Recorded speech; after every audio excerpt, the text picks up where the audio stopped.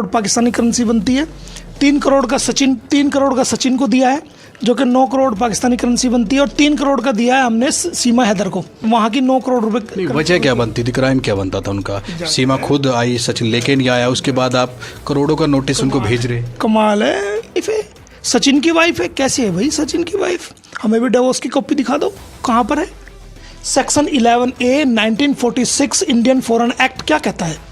कोई भी विदेशी नागरिक जिसके खिलाफ जो इलीगल तरीके से भारत में आया है, वो ना कोई फिल्म बना सकता है, ना कोई रील बना सकता है, ना कोई इंटरव्यू कंडक्ट कर सकता है, और ना ही सोशल मीडिया का प्लेटफॉर्म यूज कर सकता है अगर उसके खिलाफ फॉरेन एक्ट का मुकदमा दर्ज है। क्या रहेगा? जेल कराऊंगा, जेल। आप पिछली बार भी बोल चुके 5 साल की जेल कराऊंगा। जेल कराऊंगा, 100% कराऊंगा जेल। गुलाम हैदर क्या चाहते हैं, जेल या फिर ये बच्चे? तो जंग छिड़ गई है, लीगल जंग। और मैं भारत का पहला वकील ऐसा हूं जिसने पाकिस्तान में जाकर के भारतीय कैदियों की रिहाई के लिए लाहौर हाई कोर्ट में और कराची हाई कोर्ट में मोमिन मलिक बनाम पाकिस्तान सरकार एक केस फाइल किया था, और उसके बाद बहुत सारे कैदी छूट के आए हैं, और मैं वहां जाकर के वहां की जेलों का निरीक्षण करता हूं। सीमा हैदर, सचिन मीना और उनके वकील की मुसीबतें अब बढ़ती दिखाई दे रही है, क्योंकि पाकिस्तानी नागरिक गुलाम हैदर के वकील मोमिन मलिक ने उनको करोड़ों रुपए का नोटिस भेजा है। वकील साहब हमारे साथ मौजूद है। मोमिन मलिक जी, मलिक साहब, कितने करोड़ का नोटिस भेजा गया और क्यों भेजा गया, क्या वजह क्या थी? थोड़े ही करोड़ का भेजा है, ज़्यादा का नहीं भेजा। नहीं, आपने 3-3 करोड़ का सीमा को, 3 का सचिन को और उनके वकील को 5 करोड़ का नोटिस दे दिया। क्राइम तो बहुत सारे करोड़ का किया था उन्होंने, जो कार्रवाई की थी, लेकिन फिर भी मैंने रैम करते हुए थोड़ा ही भेजा है। 5 करोड़ का AP सिंह जी को दिया है, और जो कि 15 करोड़ पाकिस्तानी करेंसी बनती है। 3 करोड़ का सचिन को दिया है, जो कि 9 करोड़ पाकिस्तानी करेंसी बनती है, और 3 करोड़ का दिया है हमने सीमा हैदर को, जो कि वहाँ की 9 करोड़ रुपए। वजह क्या बनती थी, क्राइम क्या बनता था उनका? सीमा खुद आई, सचिन लेके नहीं आया, उसके बाद आप करोड़ों का नोटिस उनको भेज रहे। कमाल है। आप देखिए, किसी की लीगल पत्नी को आप सरेआम दुनिया के प्लेटफॉर्म पे, सोशल मीडिया के प्लेटफॉर्म पे, इंटरनेशनल मीडिया पे, प्रिंट मीडिया पे, इलेक्ट्रॉनिक मीडिया पे आप कह रहे हो कि ये फला की वाइफ है, सचिन की वाइफ है। कैसे है भाई सचिन की वाइफ? हमें भी डिवोर्स की कॉपी दिखा दो, कहाँ पर है? आप छोटे छोटे बच्चों का, नाबालिग बच्चों का धर्म चेंज कर रहे हो। एक तरफ कह रहे हो प्यार में आई है, दूसरी तरफ कह रहे हो आप जो ना बच्चों का धर्म चेंज कर रहे हो।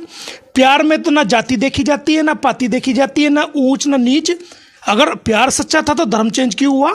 सीमा का धर्म चेंज क्यों किया? और क्यों बच्चों का? सचिन बोला ना, सीमा खुद कर रही है। खुद कहाँ कर रही है? ये तो इंसिस्ट किया जा रहा है उसको। वो आज भी मुसलमान की मुसलमान है। बाबा की सरकार एक कानून लेके आई है, धर्मांतरण अधिनियम 2021, उसके तहत कोई महिलाओं का नाबालिग बच्चों का धर्म चेंज करता है तो उसको 15 से 50,000 रुपये तक का जुर्माना और 3 से 10 साल तक की कैद है। पिछले दिनों 427 FIR दर्ज हुई, 887 जो ना गिरफ्तारियां हुई, उसमें मुस्लिम समाज के बड़े बड़े मौलानाओं को गिरफ्तार किया गया। और इन छोटे छोटे बच्चों का आज जो है ना धर्मांतरण किया जा रहा है, उनको जो ना मंथामन किया जा रहा है, उनका धर्म चेंज किया जा रहा है। क्यों? कब भेजा आपने और क्या लिखा नोटिस? क्यों? नोटिस में बहुत कुछ डिटेल लिखी है। नोटिस के अंदर काफ़ी पेजेज हैं और बहुत बड़ी डिटेल हमने उसके अंदर भेजी है, और उसके अंदर उसको बताया है कि ये आपने किया है, सारी गलती को रिवाइज कराया है कि आप 30 दिन के अंदर माफ़ी मांगे दुनिया के सामने, और आप इतने करोड़ रुपए का मुआवजा दें, नहीं तो आपके खिलाफ कार्रवाई की जाएगी। इससे पहले आप गौतम बुद्ध नगर थाने में भी गए, SP को भी, DM को भी आपने लेटर लिखा कि उनके सोशल अकाउंट को बंद कर दिया जाए। उससे क्या परेशानी? परेशानी नहीं, भारत का कानून हमें बाध्य करता है। Section 11A 1946 Indian foreign act क्या कहता है?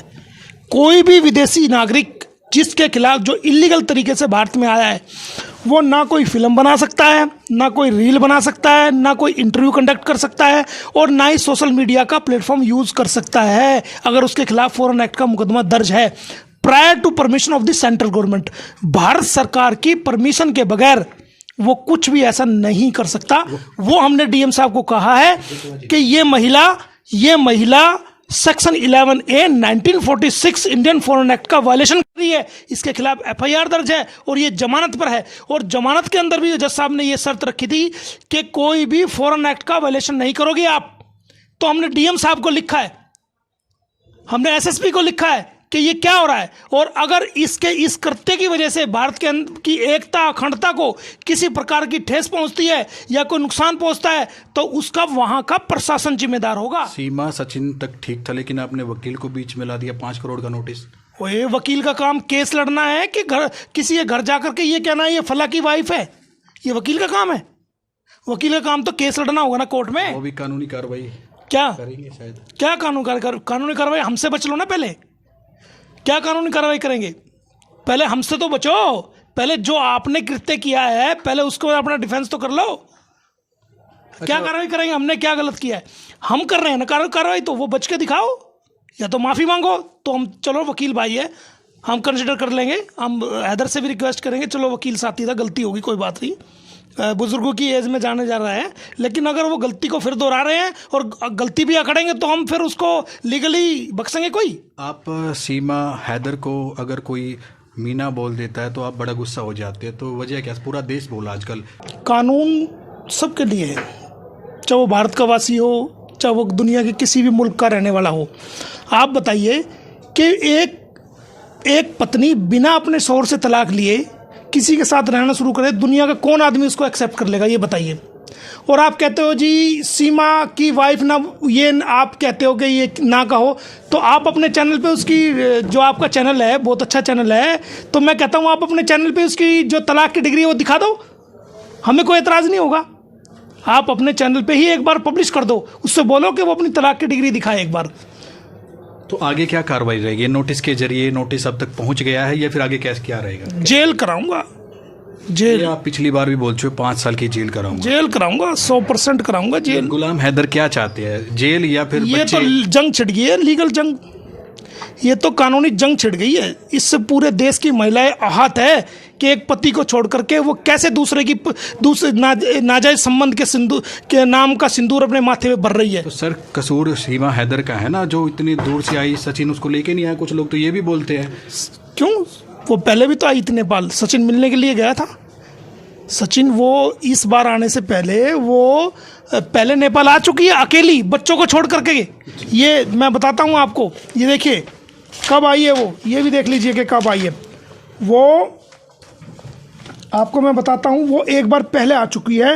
वो आ चुकी है 10/3/2023 को शारजा होते हुए, ये FIR में लिखा हुआ है कि देखिए, ये देखिए पढ़िए। तो सर वो तो प्यार में सचिन से मिलने के लिए नेपाल के रास्ते आई थी ना। वो प्यार नहीं है ये अपने आप से धोखा है।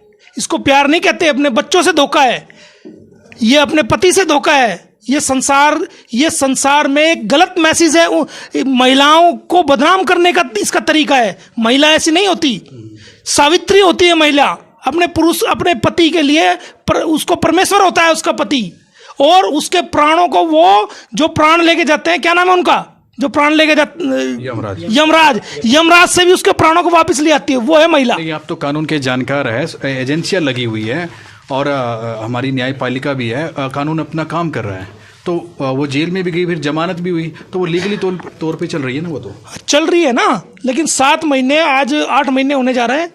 173 CRPC की सेक्शन 173(2) के तहत चार्जशीट अब तक क्यों फाइल नहीं हुई बताइए? उसको रिकवरी किया गया, जो सीमा हैदर को फर्स्ट टाइम जो पकड़ा गया वो बल्लभगढ़ के सेक्टर 59 के चंद्रावल नाला पार एरिया से पकड़ा गया 3 तारीख 7वां महीना 2023 को, और उसको FIR जो है वो अगले दिन 4 तारीख 7वां महीना 2023 को रबूपुरा थाने में दर्ज की गई। जबकि जुडिक्शन जो है वो बल्लभगढ़ की बनती थी।